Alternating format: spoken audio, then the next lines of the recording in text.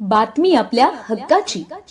ठाणे जिल्ह्यातील व आपल्या परिसरातील सर्व ताज्या घडामोडी पाहण्यासाठी शहापूर नववाहिनी न्यूज चॅनेलला सबस्क्राईब करा, लाईक करा आणि शेअर करा.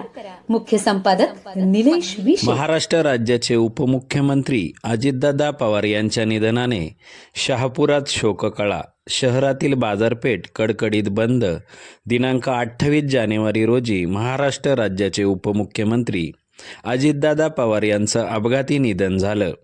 आज त्यांच्यावर बारामती येथे विद्याप्रतिष्ठानच्या प्रांगणात अंत्यसंस्कार होत आहेत.